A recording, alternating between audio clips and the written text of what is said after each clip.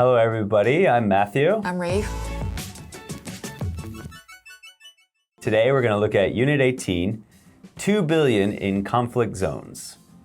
So this is talking about UN report recently about all the conflict zones around the world and how much is being spent in those conflict zones and what that's going to cost the rest of the world.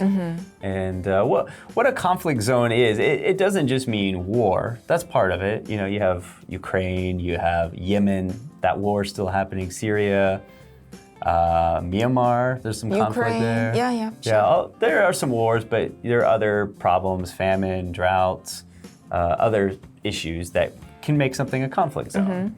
So they look at all the conflict zones around the world and they try to find ways to resolve that. And the report is that things are not looking so good these days and that the spending and the problems are going up and it could start affecting areas that aren't in conflict zones in the near future.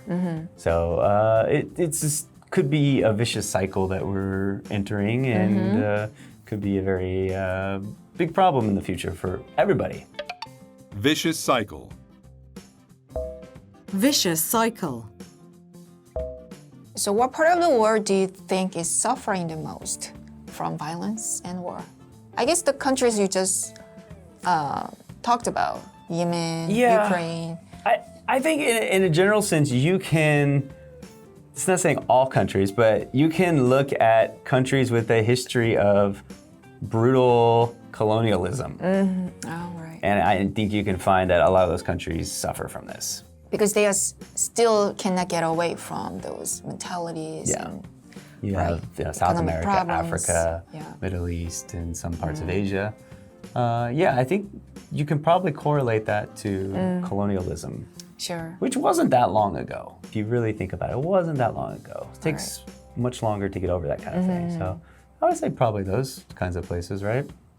So do you believe the world is doing enough to help people living in that kind of conflict zone?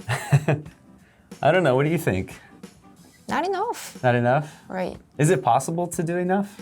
I think they could do it theoretically, but You're right. like just UN, because UN's job is not resolve the issue. They just want to negotiate. So that means the conflicts will be bound to happen. I mean, I guess there is a lot of wealth in the wealthy developed countries that is basically being hoarded, like dragons in a mountain sitting on gold. Right. Just few people doing that. So that could actually be helping a lot of these places. But that's not how the system works. We're probably not doing enough. Not doing enough, right? But I don't know if we can. No, maybe not. Take a look at the article and we will see you at the review.